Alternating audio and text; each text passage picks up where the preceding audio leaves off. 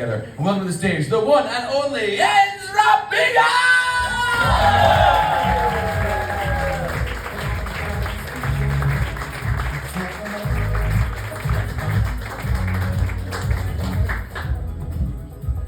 Hello, hey, how's everybody doing? Great. You guys have been awesome so far.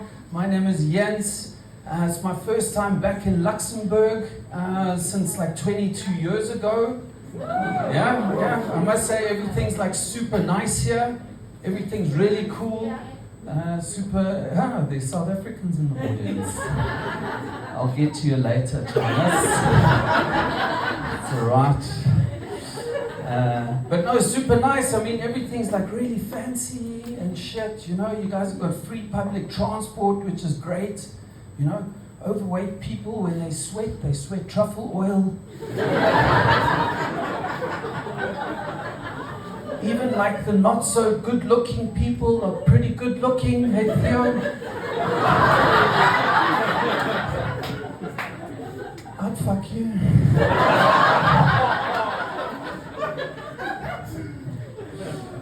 But it's cool to be back here again. Awesome. Thank you very much. Like I said, my name is Jens. I'm South African and I'm German. So I don't just have one, but I have two of the sexiest accents in the world combined. Actually, I had a woman come up to me in a bar once and she's like, "Oh, I love your German South African accent." And I was like, "Yep. You're the right amount of drunk and desperate for me." Yeah, but I realized, because I live in Amsterdam, right? And I realized when I moved to Amsterdam being a super international city, certain accents are just sexier than others, right? Like a French accent, for instance. "Bonsoir, mademoiselle. Je m'appelle Jean-Claude.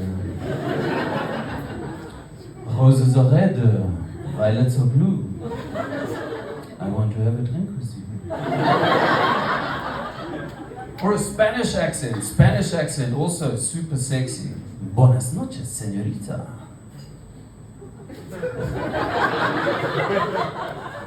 Mi nombre es Juan Claudio.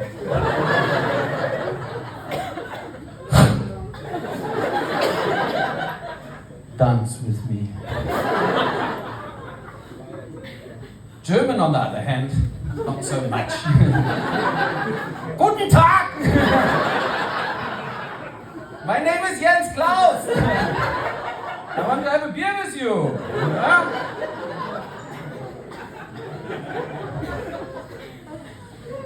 Sometimes when I want to do something special for my wife, I'll do a little bit of role play.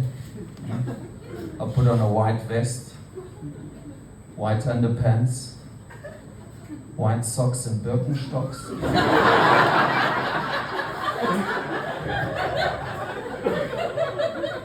I'll be like, "Hey baby, you wanna make sexy time with Gunther? You want a little bit of the Gunther love? Do you want to cuddle my knödel? Maybe you want to sizzle my schnitzel?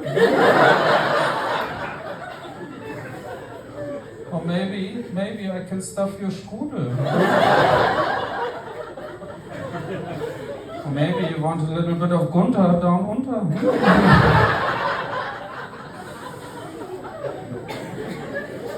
It works sometimes. I got a new gay colleague at work. He's not like new gay, like he left the office on Friday, going, "I love beer and pussy," and comes back on Monday going, "I love dick." He's a new colleague that is gay. Gen Z guy, super clever, super, really nice guy. I really like him a lot. He's from Australia, so he's very far away from his family. I think he sees me as a bit of a father figure. He always calls me Daddy.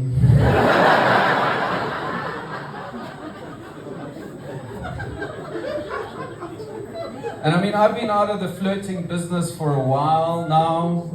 I do think he is flirting with me, and I'm not quite sure how Gen Z does it nowadays though. But the other day when we were busy having lunch, he peeled both my boiled eggs.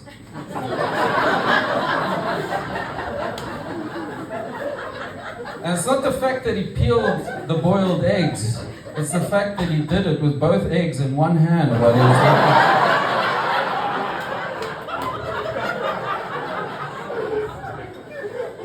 dead in the eye. I mean, that's how it starts, right? That's how it starts. Starts with peeling your eggs. Next thing you know, you're shopping for a new wardrobe. Then it's like bottomless brunch. And then bottomless spooning. I know how men think. Could also be all the subliminal messages I've been sending him. I don't know. Okay, that didn't work as well as it did the other night. Anyway. Should have left it there. I had you guys there. But I was hanging out with some of my gay friends in Amsterdam, and like, I don't know if you guys know about Dutch directness. Dutch people can be like super direct, right? So I watched the Dutch gay friend looks at me and he goes, Jens, for Amsterdam standards, you're a 7 out of 10. Hey, listen. You don't have to laugh that hard. That hurts Gunther's feelings. So like 7 out of 10, I'm like, fuck, okay, shit. But then I went to Cologne, right, which is Germany's biggest gay city. So I'm going from one gay city to another gay city. I promised I wasn't sex trafficked. But I had to pay for the ketamine somehow.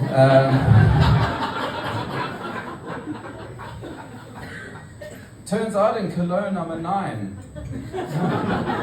This German gay guy comes up to me, looks me up and down, he's like, 9.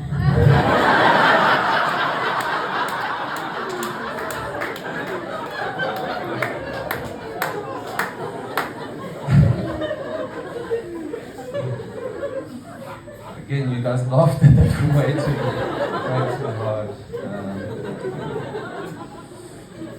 But like I said, I'm South African and I'm German, so technically I'm mixed race. They just happen to be the two most racist countries in history. But it ticks a box in my LinkedIn profile. So, like, I don't know what my parents were thinking when they immigrated from Germany to South Africa. You know, like, oh yeah, we've got a solid foundation in the Holocaust. Now let's sprinkle some apartheid on that bitch.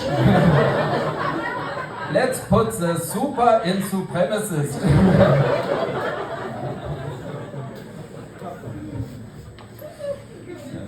Being European and African, or African and European, I coined a new term for myself. I like to think of myself as being Afropean. The cool thing about being Afropean is I've got a dick like a black man and I can swim.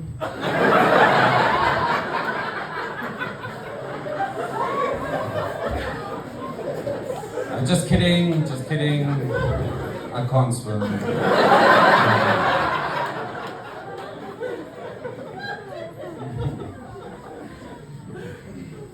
But it's tough though, growing up in South Africa in a German household, it's super tough. Because you've got these two conflicting cultures, right? You've got the South African culture, which is pretty chilled and laid back, and then you have the German culture, which is not!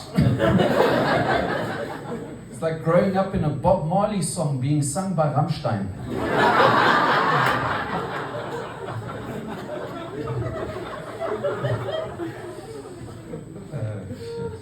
But tough growing up in a German household. Like my mom, the one day, she was like, "Jetzt Klaus! Did you put your shoes away?" I said, "Yes, Mom, I put my shoes away." She's like, "I beg to differ, my boy. As you can see here, your left shoe is protruding 2.5 millimeters outside of the right shoe. Now let this be a warning. Yeah? If this behavior does not improve, there will be consequences." Okay, cool. Well, I came home from school the one day with my report card, super excited. I'm like, yeah, cool. Gave my mom my report card and she's like, "Jetzt Klaus! What is this?" I said, "It's a B, Mom." She said, "What?" said, it's a B, Mom. And she's like, what? I said, it's a B, Mom. She said, do you know what a B stands for? So I said, no, Mom, what does a B stand for? A B stands for Bullscheiße, yeah? A is for alien.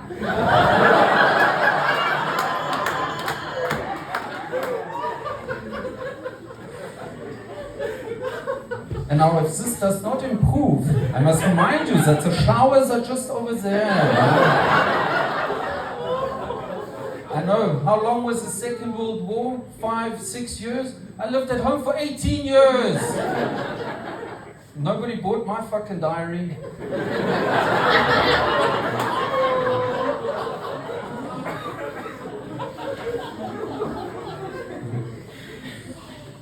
Do you guys know Pokemon?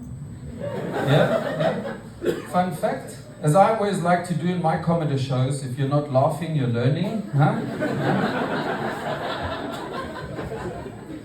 Fun fact, Pokemon was invented in Germany in the 1930s. Pikachu!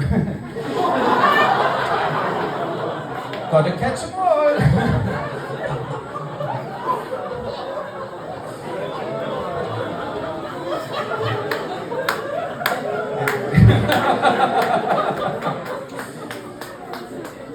I'm paraphrasing, but it is historically accurate.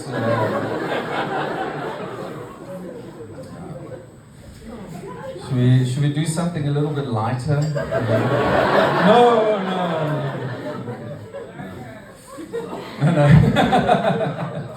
This is being recorded. Why did the Moroccan chicken cross the road? To get to the other side.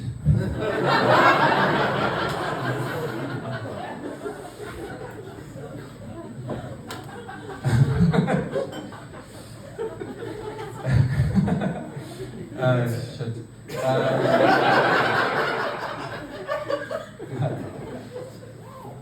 My wife is French, right? And when we first started dating, I was a little bit nervous, you know, because like the whole stereotype about French people being like very erotic and romantic. Like, ooh la la, you know. So I was like super nervous, and when we first started dating, I started doing penis exercises. Because I heard the French like le coq sportif.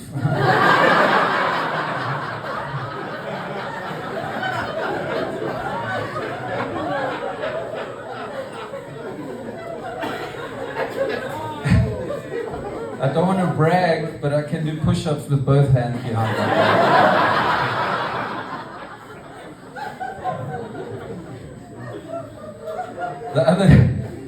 The other day, my wife and I were sitting on the couch watching TV, right? And there's a dude on the TV and he's got a man bun. You guys know what a man bun is, right? You know? And she looks at me and she looks at the dude and she's like, "Oh, I think men with man buns are really sexy." Okay, thanks. Like, what am I meant to do with that information? Right? Like, you don't say it to your partner who doesn't have any legs, "Ooh, fancy going for a jog?"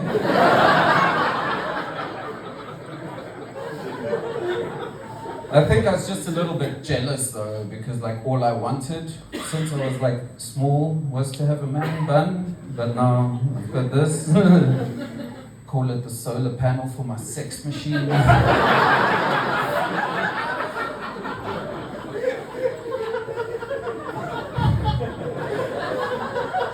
Doesn't work that well in the Dutch winter though.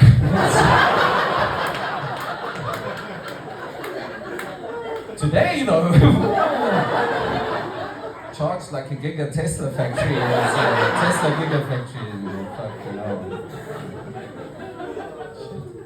But it's crazy though, because when I was younger, I used to have a smooth body and a head full of hair. Now I've got a smooth head and a body full of hair. Went to the supermarket and I bought some shampoo. And as I was at the checkout, I said to the lady, "Can I have some discount, please?" And she said, "Discount?" So I said, "Well, yeah, it's called Head and Shoulders, and I only use the shoulders." think it's only fair. I also like fucking. I'm almost 45, right? So I've experienced for the first time in a long time. Well, not the first time. I've just experienced this thing. I had a pimple on my arse. A pimple, a zit on my arse, right? And it was in one of those spots where I was like, I can't fucking see it. So I'm standing there like this, right? In the mirror trying to, hey, my eyes are up here.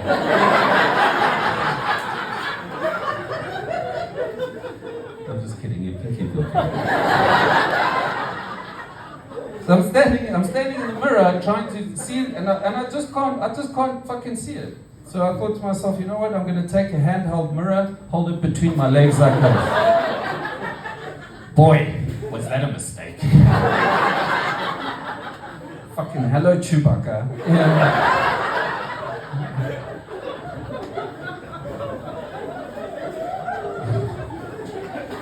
That's why when I wank, it's called the Han Solo. But it's crazy though, when God created me, He took what was meant to be here and He put it down here. If they ever make a Lego figurine of me, the hairpiece is just going to go on my ass. Can't wait for that day. I am thinking about going to one of those Turkish hair clinics though, to donate my ass hair.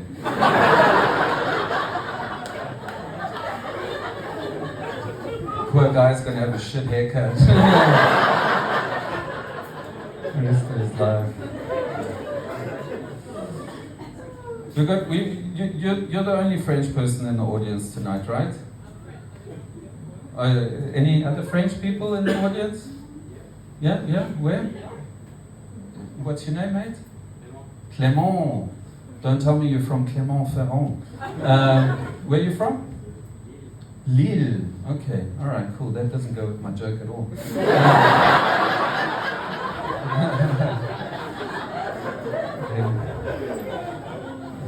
fine. My grandfather spent some time in France in the 40s. And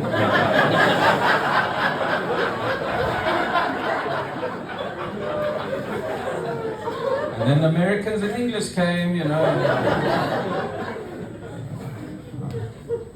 But like I said, so like the next couple of minutes are going to be a bit rough for you guys to hear.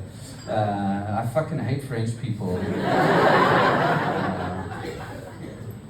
I never used to hate French people, but then I married a French person. And he's like, yeah, I get it, I understand. And I mean, hate is probably a strong word. I just don't je t'aime them very much. And the reason is because like French people think they're the best at everything. Everything that is French is the best. C'est le meilleur. No? We don't travel to other countries, no. I don't know where that came from, but it's just like everything that is French is the best, you know. It's like speaking to my father-in-law. He's like, oh, French wine is the best wine. You know? And I'm like, what about South African? He's like, oh, don't come to me with that South African bullshit, huh? Okay, fine. He's like, oh, French cars, that's the best cars. I'm like, listen, buddy, nobody buys a Peugeot on purpose. Okay? Let's just get that clear.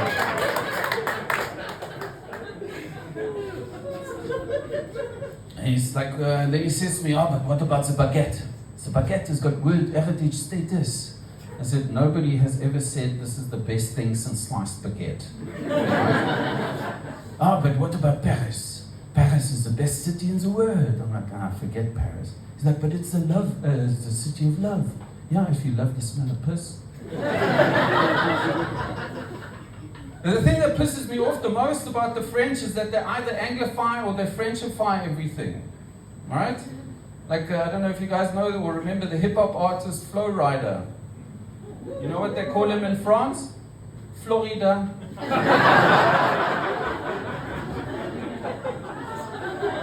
You know what they call the state of Florida in France? La Floride. So they can say it, but they choose not to.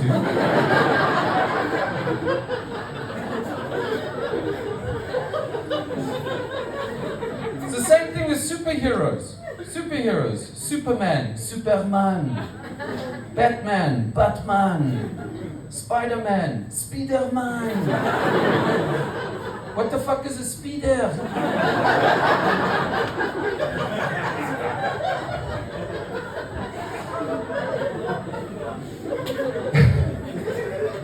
The most iconic villain in cinematic history, Darth Vader. You know what they call him in France? Dark Vader. Said to my sister-in-law, why do you call him Dark Vader? She's like, I don't know, maybe because he's black from head to toe. Although in today's political climate, you have to call him Vader of color. She says to me, we call him Dark Vader. Why do you call him Darth Vader? I'm like, because that's his fucking name. Right? And I'm scared they start doing it with fucking sports teams as well. You know, like the Denver Nuggets will become the Denver Nuggets. Or the LA Lakers become the Lakers. And then the French commentators get pissed off and they're like, oh, stupid Americans, don't say no, it's le and not la because it's plural. Thought about that one. And then the New York Mets will become the New York Mets. Which is ironic because that's how I feel about French people. But we got a lot of working people here tonight, right? A lot of professionals, not so many students. Do we have any students in the house? Woo! Okay, cool. So this is a lesson for you guys, right? I'm gonna wrap up. This is my last little bit for the evening. Working from home is great. If you're a professional, I don't know how it is in Luxembourg, but in the Netherlands, ever since COVID, you know, that's kind of accelerated the opportunity or the possibility to work from home, right? Which is awesome because I've been married for 23 years. I've got 2 teenage boys, and the opportunities for sexy time, not so much, you know? Because they go to bed a lot later than we do, and let's be frank, nobody wants to hear their parents having sex, okay? So like at night, no opportunity. But during the day, when we're working from home, that's awesome. You know? It's like, no, Kevin, I won't join your Monday morning meeting at 10 o'clock to discuss how we can improve shareholder value. I'm going to be boning my wife. So I'm busy working on my spreadsheets, you know, my Excel spreadsheet. My wife walks down, she walks into the room and she does the towel challenge. You guys know what the towel challenge is? No. Your partner walks into the room with a towel around them. They're naked underneath and they drop the towel. And your reaction determines what's going to happen in, let's be gracious here, next 15 minutes, right? So she walks in, I'm on my Excel spreadsheets, she walks in, she drops the towel and I'm like, oh damn, spread sheets or spread legs under the sheets. I know which one I'm going for, right?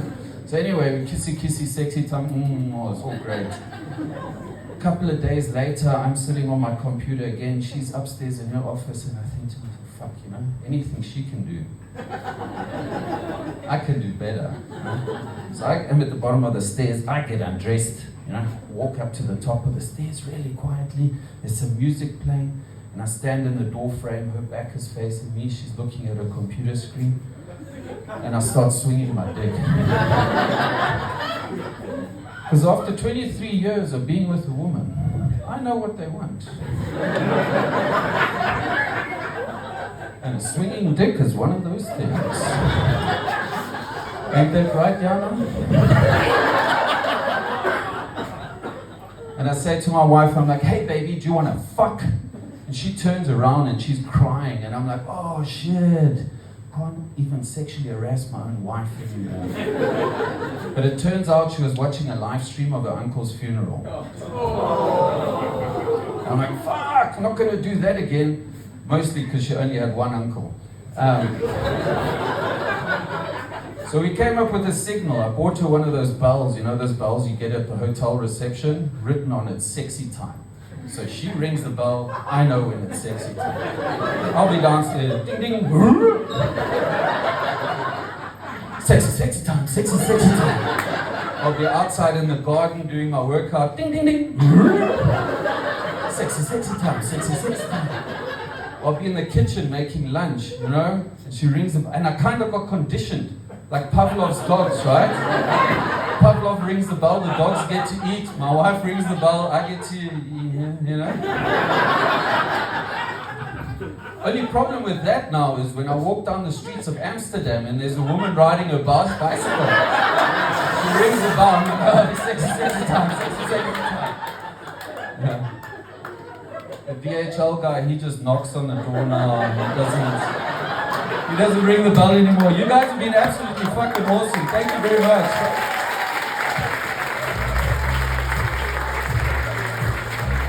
Here we go, Robot Center. Yes, everybody!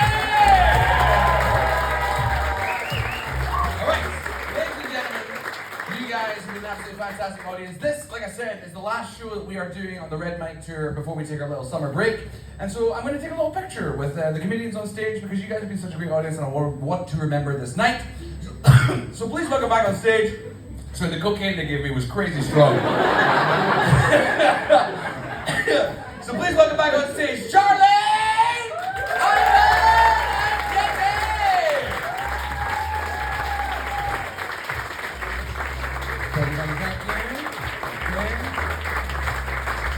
My French friends who works in human resources. You look young, you look attractive. I'm gonna give you this. Sorry, boys. I'm gonna give this to you. So you can take a nice picture. Get our good angles. Yeah, good angles. Make us look thin. What? Is that you speaking Chinese?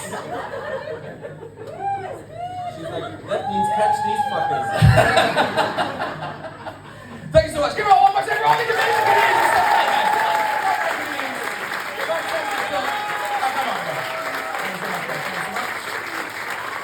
Thank you.